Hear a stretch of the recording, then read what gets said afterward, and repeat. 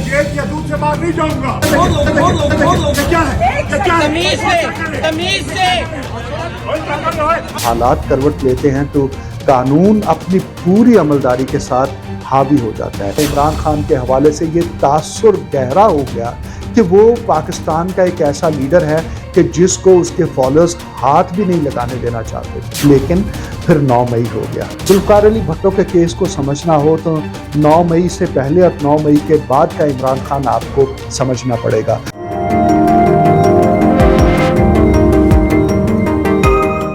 अस्सलाम वालेकुम, उम्मीद है आप खैरियत से होंगे और इन दिनों जो कुछ मुल्क के अंदर हो रहा है उस सब को देखते हुए बड़ी अजीब किस्म के मफरूज़े कह लें घड़े जा सकते हैं या बिल्कुल एक नई तरह की सिचुएशन को समझने की कोशिश होती है। मिसाल के तौर पर एक वक्त होता है कि जो कानून होता है वो लगता है कि हाईली इनफेक्टिव हो चुका है, गैर मुअस्सर है, लेकिन फिर वही जब हालात करवट लेते हैं तो कानून अपनी पूरी अमलदारी के साथ हावी हो जाता है। ये बात मैं इसलिए कर रहा हूँ कि जुल्फ़िकार अली भुट्टो का जो कत्ल का मुकदमा है वो ज़ेर बहस है कोर्ट्स के अंदर, और जब अहमद रज़ा कसूरी ने अपने फादर की FIR दर्ज करवाना चाहिए थी जुल्फ़िकार अली भुट्टो के ख़िलाफ़, तो स्टेट का कोई भी ऑर्गन तैयार ही नहीं था, थाना तैयार नहीं था, कोर्ट तैयार नहीं थी कि प्राइम मिनिस्टर ऑफ पाकिस्तान के अगेंस्ट किस तरह से FIR दर्ज हो सकती है। ये सिलसिला चलता रहा। फिर फेडरेशन ने यानी गवर्नमेंट ने ये एक परमिशन दी कि आप उस FIR को रजिस्टर कर लें, और वो FIR दर्ज होने के बाद 2 बरस तक बिल्कुल पड़ी रही गैर मुअस्सर होकर, उसके ऊपर कोई कार्रवाई नहीं हुई। कुछ दोस्त कहते हैं कि मॉडल टाउन की FIR भी ऐसी ही है कि जो कि हो चुकी थी लेकिन वो गैर मुअस्सर पड़ी। बहरहाल हम भुट्टो का तस्करा भी कर रहे हैं। तो भुट्टो साहब ने जब 77 का इलेक्शन करवाया और उसके बाद धांधली का शोर मचा और फिर माशाल्लाह आ गया, तो फिर उसके बाद वही FIR जो थी वो निकल के सामने आ गई और कानून इतना हैवी और मुअस्सर नज़र आना शुरू हो गया कि जुल्फ़िकार अली भुट्टो अयानत पर अबैटमेंट के ऊपर फांसी का फंदा झूल गए। और आज सुप्रीम कोर्ट के अंदर ये मामला ज़ेर बहस है कि भाई क्या भुट्टो का जो मुकदमा था उसमें जो उनको सज़ा हुई, क्या वो इंसाफ का कत्ल था, क्या वो एक मासूम शख्स का कत्ल था। ये बात असेस करने के लिए, जज करने के लिए ख़ास तौर पर मरहूम साबिक चीफ जस्टिस नसीम हसन शाह के बयान के बाद कि भाई जजेस पर दबाव था, उसके बाद से सुप्रीम कोर्ट के अंदर जा चुका है।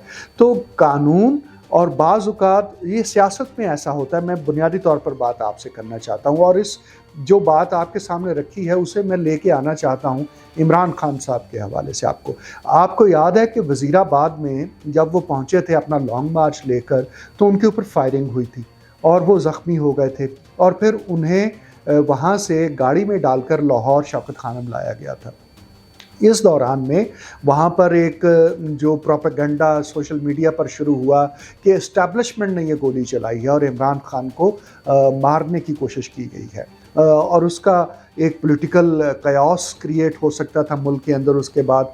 लेकिन इससे पहले कि ऐसा होता, हमने ये देखा कि 5 बजे के करीब मुल्ज़म नवीद जो है उसका एक वीडियो बयान सामने आ गया और उसने कहा कि ये गोली मैंने चलाई क्योंकि मुझे इमरान खान साहब के हवाले से एक गुस्सा था कि जिस तरह से इस्लाम का इस्तेमाल कर रहे थे। तो इससे पूरी सिचुएशन डाइवर्ट हुई। लेकिन मेरा मकसद ये बात करने का ये नहीं है कि मैं ये बताऊं कि दरअसल वो नवीद मुल्ज़म ने जो कहा वो ठीक था या गलत था।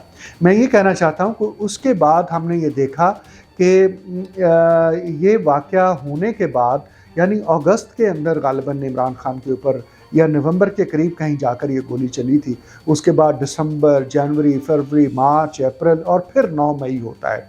ये 5 माह जो बीच के थे उसके दौरान में पुलिस ने बारहा कोशिश की कि इमरान खान को अरेस्ट कर लिया जाए। इमरान खान को तोशाखाना के हवाले से अरेस्ट करना चाहते थे, इमरान खान को 190 मिलियन पाउंड के हवाले से अरेस्ट करना चाहते थे, इमरान खान को अदरवाइज़ अरेस्ट करना चाहते थे। लेकिन उस वक्त इमरान खान के जो फॉलोअर्स थे, उनके जो वोटर्स थे, सपोर्टर्स थे, वो बताते थे कि इमरान खान हमारी डेडलाइन है, आप उसको हाथ नहीं लगा सकते हैं। और फिर जब एक कोशिश की भी गई तो हमने ये देखा कि किस तरह से ज़मान पार्क जो है उसका इलाका मैदान जंग बन गया था और वहाँ से पेट्रोल बम चलाए गए, गुलेलों के अंदर वो बांटे भर के चलाए गए और पुलिस वालों को फटर किया गया, उनकी गाड़ियां जो चला दी गई। और इमरान खान के हवाले से ये तासुर गहरा हो गया कि वो पाकिस्तान का एक ऐसा लीडर है कि जिसको उसके फॉलोअर्स हाथ भी नहीं लगाने देना चाहते। लेकिन फिर 9 मई हो गया और 9 मई के बाद वही इमरान खान जो कि अनरीचेबल था लॉ इन्फोर्समेंट एजेंसीज़ के लिए, हत्ता कि एस्टैब्लिशमेंट के लिए भी, और एस्टैब्लिशमेंट भी छोड़िए लफ्ज़, फ़ौज के लिए भी नामुमकिन था कि इमरान खान को अरेस्ट करते। 9 मई के बाद वही इमरान खान जो है वो अरेस्ट हुआ और वही इमरान खान जो है उसके ख़िलाफ़ इस वक्त मुकदमात चल रहे हैं। उसी का इलेक्शन में हिस्सा लेना जो है वो इस वक्त कंट्रोवर्शियल है, क्वेश्चन मार्क लगा हुआ है कि क्या वो हिस्सा ले सकेंगे कि या नहीं। एक इमरान खान वो था जो इतना स्ट्रॉन्ग नज़र आता था, इतना पॉपुलर नज़र आता था कि पुलिस उसको पकड़ने जाती थी और पुलिस की दुर्गत बनती थी। और एक इमरान खान ये है।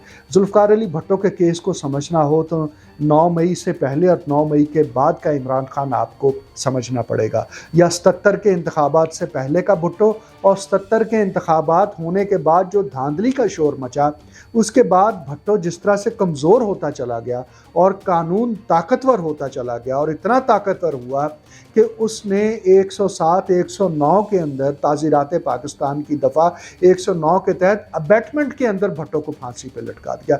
ये कानून की ताकत थी।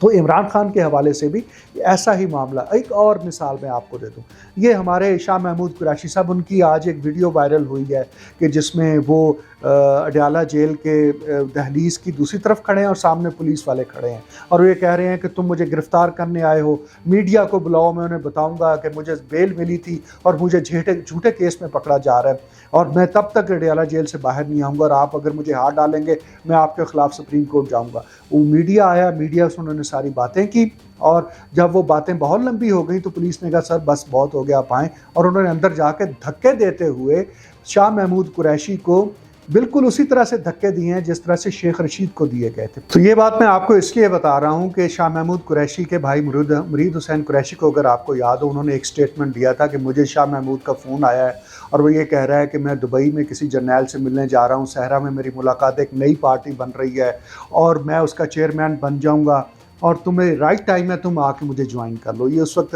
बात है जब वो पीटीआई ज्वाइन करना चाहते थे और उसके बाद सूरत हाल चलते चलते यहाँ पहुँची कि इमरान खान की गिरफ़्तारी पर बातें होने लगी कि शाह महमूद जो हैं वो चूँकि वाइस चेयरमैन है पार्टी के तो वो चेयरमैन हो जाएंगे।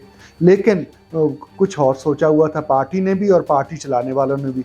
और कुरैशी साहब जो कि एक वक्त में पार्टी के चेयरमैन बनने जा रहे थे, आज उनको पुलिस इस तरह से धक्के दे के लेके गई है जैसे वो यूनियन काउंसिल का कोई उम्मीदवार हो।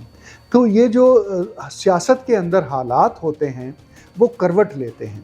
तो एक बेहतरीन सियासतदान वो होता है जो अपने वक्त का इंतज़ार करता है और बाज़ औक़ात ये होता है कि आप जब ओवर कॉन्फिडेंट होते हैं और आप ये समझते हैं कि जनाब मुझे तो कोई कुछ कह ही नहीं सकता है और मैं जो चाहूँ कर लूँ, वो एकदम से फिर समझ आती है कि यार जुल्फ़िकार अली भुट्टो जैसा एक ताकतवर शख्स जो है वो फांसी के फंदे पे झूल जाता है। इमरान खान जो कि लोगों की रेड लाइन होता है, अब लोग खुले बंदोबस्त का नाम लेने से भी डरते हैं।